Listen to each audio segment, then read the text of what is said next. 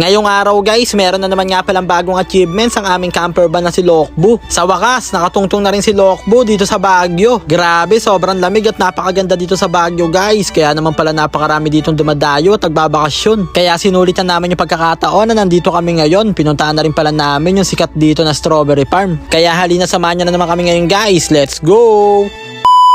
What's up sa inyo mga itik? Ngayong araw guys, pagtapos nga pala namin pumunta sa Bigan ay dediretso naman kami ngayon sa aming next destination. Bali ang susunod na pupuntahan nga pala namin ngayon guys ay ang napakagandang lugar dito sa Baguio. Kaya mula Bigan nga pala guys ay bumiyahe kami ng halos 6 na oras papunta dito. At habang paahon nga pala kami dito guys ay talagang kinakabahan kami dahil napakataas at napakatarik na mga dadaanan namin kalsada. Pero awa tulong ng Diyos naman guys ay kinaya naman ni Lokbu at pansamantala nga kaming huminto dito guys sa Gedli para tignan yung napakagandang view dito. Grabe, tignan nyo naman guys, pagbukas mo ng pintuan makikita mo dito yung napakagandang kalangitan. Talaga nga namang medyo na-elibs na kami dito kay Lokbu guys dahil tignan nyo naman yung inahon niya, ganito nakataas. Pero medyo kabado pa rin kami ng mga oras na to guys dahil balita namin sobrang dami daw mga matatarik na kalsada paakyat ng Baguio.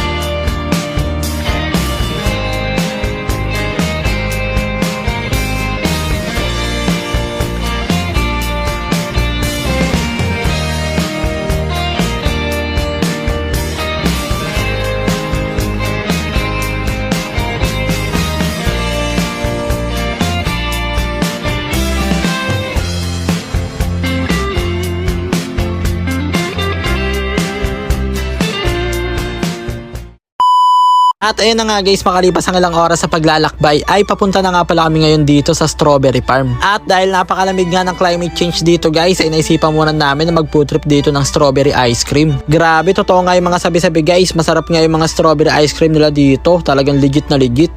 So ayun guys, pupunta namin ngayon dito yung strawberry farm dito sa Baguio. Grabe, ang dami dito mga mga bumibisita sa Baguio. Nakikita nyo ba yung guys? Ayun bundok ng mga bahay. Nakikita ko lang to dati sa Facebook. Tol, alam mo yung kinaganda ng pagda-travel natin ng tatay. Lahat tayo na nandito tol, walo tayo diba? First time natin lahat naranasan. Loop, Baguio, Ilocos, diba? First time sa Baguio, walang tsinelas. Ice cream yan.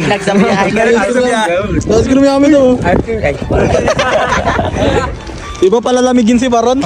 At ayun na nga guys, nandito na rin naman kami. Kaya bumili na nga pala kami dito ng mga souvenir para may pasalubong kami pag uwi sa bahay. Bibilhan na nga rin pala namin si Ace Philip Asis guys ang bagong tsinelas dahil nalaglag nga pala yung tsinelas niya habang bumabiyahe kami. At ayun na nga guys, after that ay pumasok na nga pala kami dito sa strawberry farm. At talaga nga namang napaka-solid pala talaga dito kaya napakarami mga dumadayo. Kaso nga lang guys, sa kasamaan palad, hindi nga pala namin magawa yung yung magpipitas-pitas ka dito ng mga strawberry. Wala pa daw yata kasi guys, baka bukas pa daw magkakaroon. Kaya sayang naman, ayun pa naman yung gusto namin, yung parang aesthetic pagmasdan. Kaya medyo nalungkot si Barong guys kasi wala siyang pang my day. Medyo pahapon na rin kasi kami nakarating guys, kaya naubos na daw nung umaga pa lang, marami na nag-harvest. Pero okay lang yung guys, meron naman daw pala dito mabibilan ng mga strawberry na nakabalot na. Kaya ayan guys, bumili na agad kami para meron kami pasalubong pag uwi namin sa Dasma. Saktong-sakto namimiss na kami ni Mama dahil almost 12 days na rin kami naglalakbay. Kaya mukhang matutuwa siya sa pasalubong namin pag uwi ng bahay. At ayun na nga guys, maya lang all goods na. Nakabili na nga pala kami ng pasalubong naming strawberry at mga souvenir. At syempre, nabili na rin pala namin ng bagong tsinelas si Ace Philip Asis. Kaya ayan, bumalik na kami kay Lokbu at diretso na ulit kami ngayon sa aming paglalakbay. Bali, ang next destination nga pala namin ngayon guys ay pupuntahan namin yung Lionhead.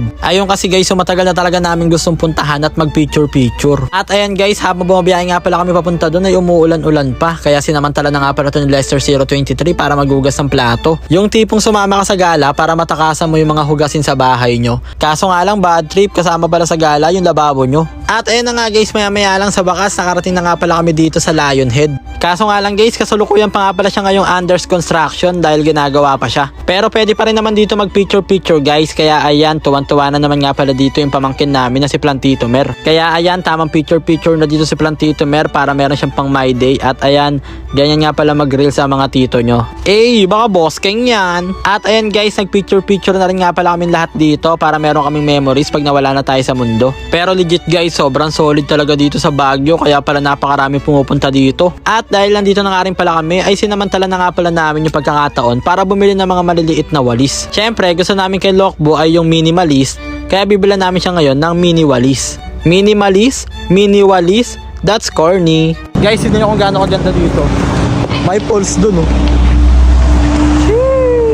Solids. At ayun na nga guys, maya lang ay magpapatuloy na nga pala ulit kami ngayon sa aming paglalakbay. At ayan, may mga kaitik din pala tayo dito sa Baguio. At tignan nyo naman yung view dito, sobrang solid guys. Isa na naman makapanindig balakubak ang aming natagpuan. Gusto pa nga sana namin libutin tong buong Baguio guys dahil napaka-solid dito. Kaso nga lang, meron nga pala kami ngayon next na pupuntahan. Kaya ayan guys, habang hindi pa nga pala dumidilim ay pagpapatuloy na ulit namin ngayon ang aming paglalakbay. Kaya abangan nyo guys sa ating next vlog ang susunod nating destination. Pero ngayon, dahil nasayang na naman namin yung almost 6 minutes ang buhay nyo, kaya hanggang dito na lang muna. Maraming salamat sa panonood guys. I love you all.